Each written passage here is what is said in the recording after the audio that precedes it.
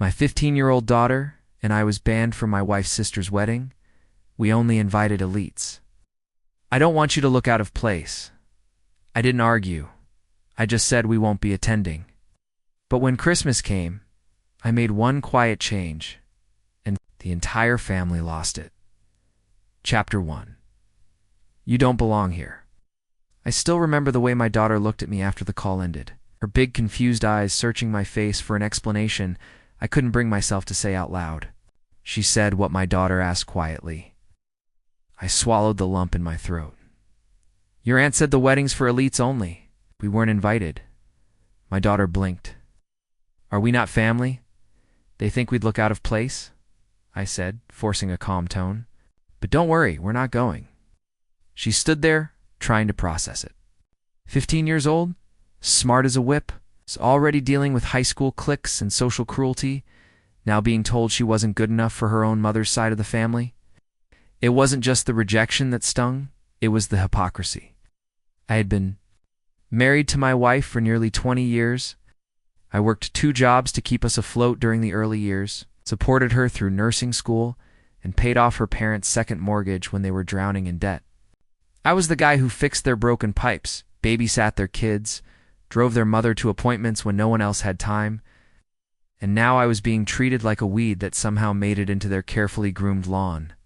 Not only that, but my daughter, who once handmade Christmas cards for every single member of their family, was now being cast aside like some embarrassment they couldn't show to the fancy guests. The final insult, my wife agreed with them. When I confronted her about it, she didn't even flinch. It's not about you, she said coldly. It's about the image. My sister's marrying into a family of doctors and executives. You work with your hands. You don't understand their world. That's when something broke inside me. I didn't argue. I didn't raise my voice. I didn't fight. Instead, I simply said, we won't be attending. She rolled her eyes. Try not to make this about you. I didn't. I made it about us. Me and my daughter. And the quiet move I made just before Christmas. Well, let's just say it wiped the smug smiles off every single one of their elitist faces. Chapter 2. Christmas invitations and calculations. The weeks after the wedding rejection were quiet, eerily so. My daughter threw herself into school and avoided questions from classmates about why she wasn't at her aunt's glamorous wedding. She said nothing, but I knew it stung. Social media was plastered with pictures from the big event. Sparkling chandeliers, wine-fueled speeches, fake smiles, and one particularly smug photo of my wife standing arm in arm with her sister like they were royalty. I stayed silent, but I wasn't idle. Instead of stewing in bitterness, I worked overtime and made careful phone calls. There was one thing I'd always done well: fix things. Leaky pipes, busted furnaces, broken families.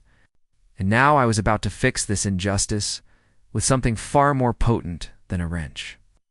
By mid-December, I had quietly made a few moves: financial, legal, and personal. And then I did something small, but devastating. I printed Christmas invitations, elegant, embossed, sealed with gold foil. They were addressed not just to my wife's family, but to everyone on their guest list from the wedding.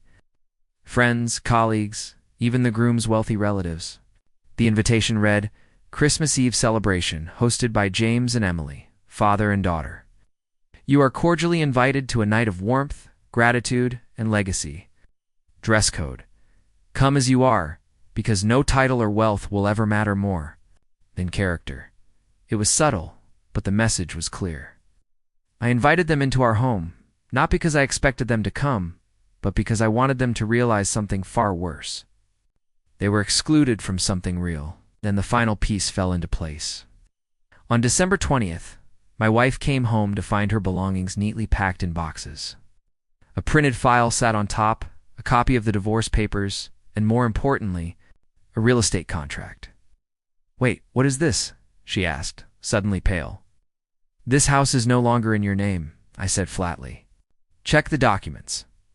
She rifled through the papers. Her lips moved as she read through the signatures, the dates, the transfer notices. What have you done? I smiled, just a little. I've done what I always do. I fixed something broken.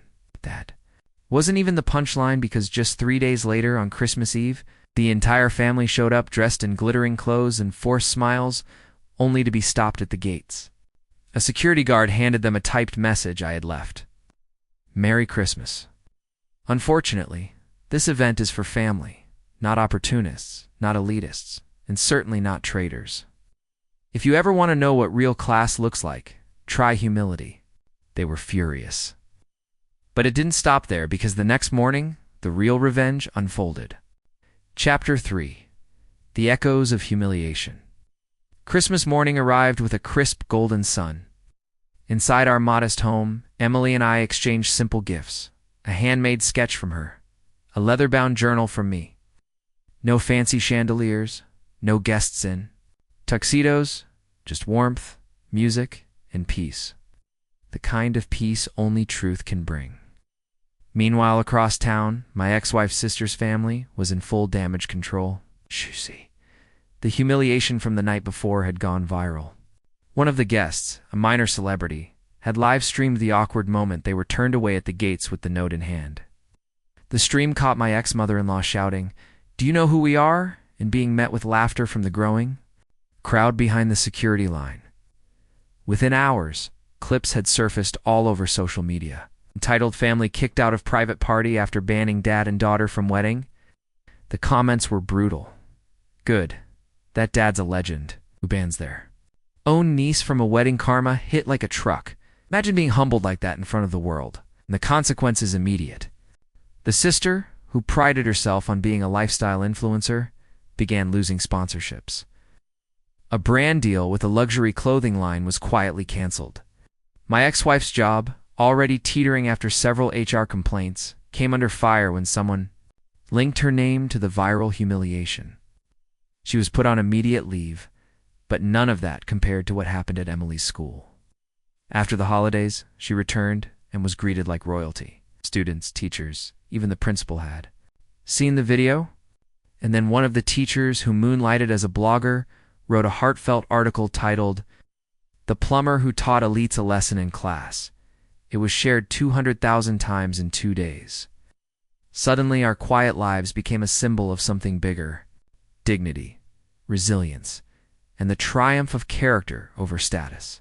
That's when I got a call from a man I didn't expect, my ex-father-in-law. His voice was shaky. "James, I think we all owe you and Emily an apology. I didn't say anything. I just let the silence sit." And then he whispered, "Please help us fix this. We're losing everything." I finally replied, "You already threw out the one man who could fix things." Then I hung up. Chapter 4. Emily's Letter and the Collapse of a Legacy. A week passed since the Christmas fallout. The media had shifted its attention to news stories. But for the once proud elite family, the shame lingered like rot beneath polished marble. That's when Emily came to me holding an envelope. "What's this?" I asked as she handed it over. "A letter," she said simply. "To Aunt Clarissa. I want to say something, not out of anger, but because I'm done letting them define who we are." I open the envelope and read, "Dear Aunt Clarissa, I may not have a designer dress, a last name worth Googling, or a stepdad with a private yacht, but I have something you don't. A father who stayed. You called us unworthy. You called him Lawas. Yet, when your glittering wedding collapsed in public disgrace, it wasn't your highest friends who saved you. It was a man who stayed silent when he could have destroyed you, the man you mocked at every dinner. I don't need to attend your parties. I don't want your invitations. I just want you to know I'm not embarrassed by my father. I'm proud of him. I hope one day you'll learn the difference between status and character, because right now you're rich in the first and bankrupt in the second. Sincerely, Emily." I was speechless. Tears stung my eyes, but I kept my voice even. "You sure you want to send this?" She nodded.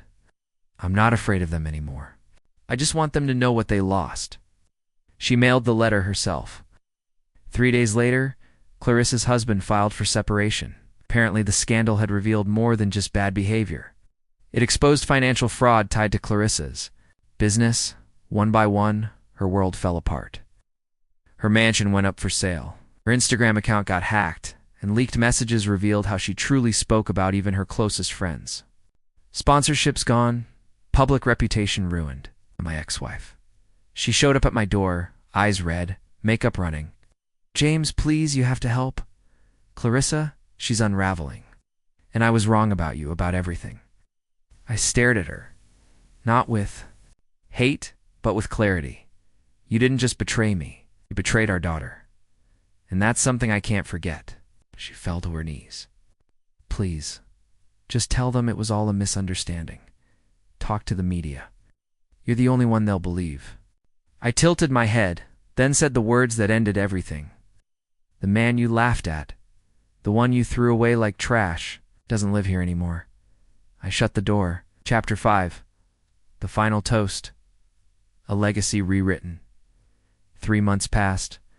The scandal had fully run its course. My ex-wife's social circle evaporated. Clarissa was battling lawsuits,